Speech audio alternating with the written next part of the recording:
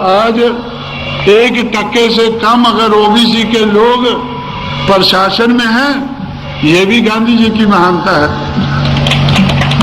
तो भाई इस महानता को जब हम लोग चैलेंज करते हैं तो वो गांधी जी को ढाल बनाकर हमारे सामने खड़ा करते हैं कि गांधी जी राष्ट्रपिता थे, देश को आजादी दिलाई। आज तो कल मुझे किसी ने बताया कि आप पेपर में कोई खबर निकली है कि शंकराचार्य कहते हैं कि डॉक्टर अम्बेडकर क्या थे।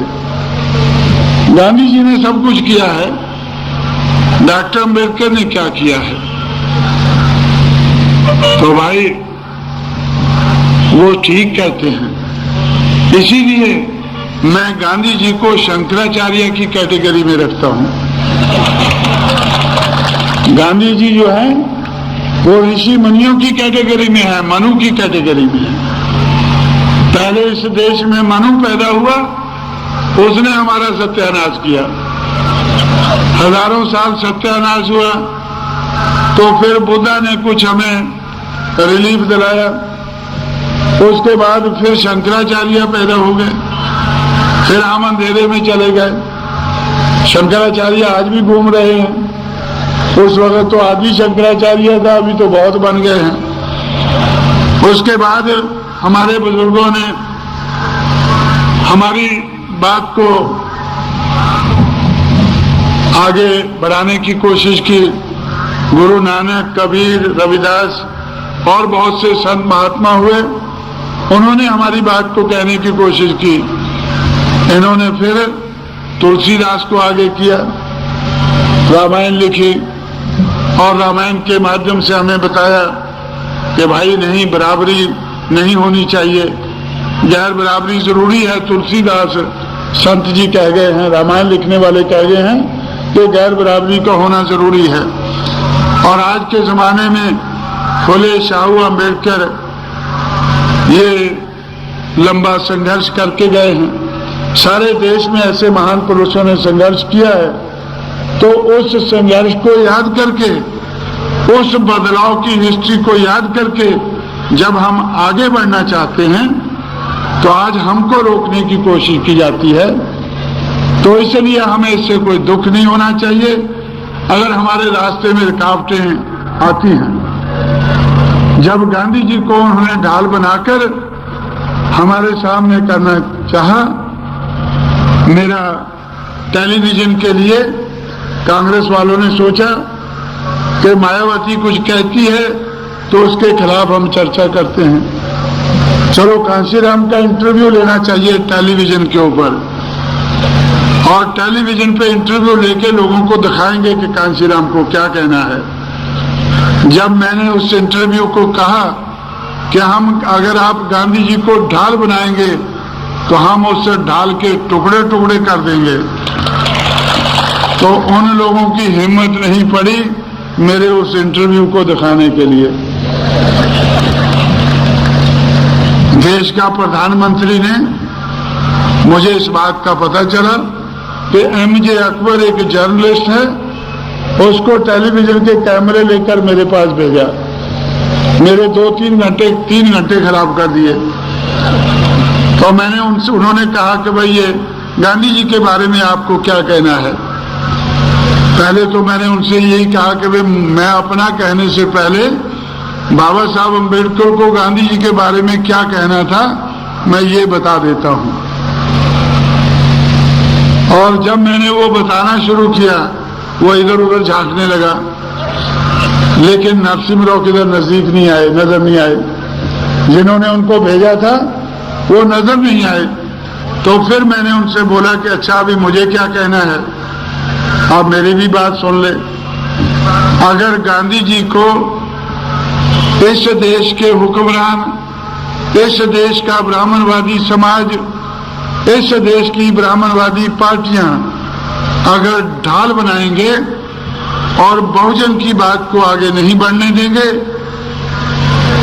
तो हम लोग उस ढाल के टुकड़े टुकड़े कर देंगे। हम कुछ मांगने वाले नहीं हैं, हम अपने बलबूते पर करने वाले हैं। हम मांगने वाले नहीं हैं। अपने बलबूते पर अपनी नालायकी को दूर करके लायकी पैदा करके उस लायकी को इस्तेमाल करके हम उसे ढाल के टुकड़े टुकड़े कर देंगे। तो इसलिए आपके हित की बात है कि गांधी जी को ढाल मत बनाएं। मेरी उस बात को उन्होंने टेलीविजन पर आज तक नहीं दिखाया है। टेलीविजन उनके पास है, जिस दिन हमारे पास आ जाएगा उस दिन हम दिखाएंगे भाई। और वो दिन ज्यादा दूर नहीं है, वो दिन ज्यादा दूर नहीं है जब इस देश का टेलीविजन दूरदर्शन हमसे ज्यादा दूर नहीं रहेगा।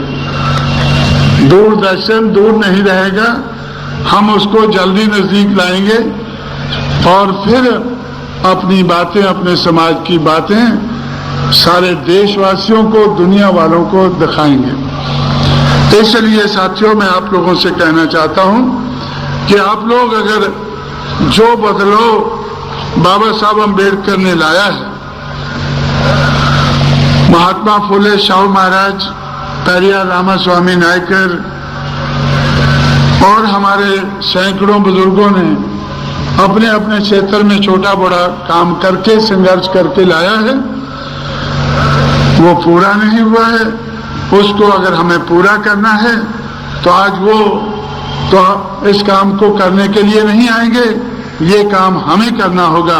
हम अपने आप को तैयार करके ये काम कर सकते हैं और बहुजन समाज के लोग इसी काम में लगे हुए हैं और आप लोग भी इसमें लगें, ये कहने के लिए मैं आप लोगों के बीच में घूम रहा हूं। मैं जगह जगह घूम रहा हूं, ये कहने के लिए मैं घूम रहा हूं। तो इसलिए आप लोगों को अगर पेपरों में गलत खबरें छपती हैं, सही खबरें नहीं छपती हैं, और जैसे हमारे साथी ने कहा अभी, देशमुख जी ने कहा था अभी कि पेपर वाले इधर जो है उत्तर प्रदेश में हमारी सरकार है, उत्तर प्रदेश में हमारी सरकार है और हमारी सरकार का जो हमारे जो असेंबली में जो मेंबर हैं, जो हमारा नेता है वो कुणबी समाज का है। उत्तर प्रदेश में हमारा पार्टी का अध्यक्ष कुणबी समाज का है। मुझे बड़ी खुशी है कि अगर महाराष्ट्र में नहीं तो कम से कम उत्तर प्रदेश में तो माली, तेली, कुणबी ये अपने दूसरे बहुजन समाज के भाइयों के साथ मिलकर बहुजन समाज बनाने में, उसकी शक्ति बनाने में बड़े पैमाने पर लगे हुए हैं। लेकिन फिर भी अगर वो उत्तर प्रदेश में नहीं लिख सकते हैं तो महाराष्ट्र में लिख देते हैं कि कांशीराम दलितों की मूवमेंट को चलाने वाले आज आने वाले हैं। और मैं तो दलितिंग के बहुत खिलाफ हूं। मैं दलितिंग करने वाला नहीं हूं, मैं कुछ मांगने वाला नहीं हूं। मैं अपने आप को, अपने समाज को मांगने के लिए नहीं, कुछ देने के लिए तैयार कर रहा हूं। हमारा लक्ष्य कुछ मांगने का नहीं है।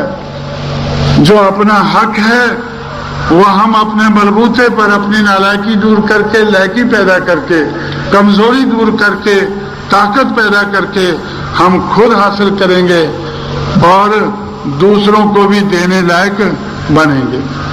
तो इसलिए साथियों, अगर मेरे बारे में ऐसा गलत लिखा जाता है, हमारे साथी कह रहे थे, देशमुख जी कह रहे थे कि उनके जो लिखने वाले हैं उनकी जो आई साइट है उसको तपासना चाहिए।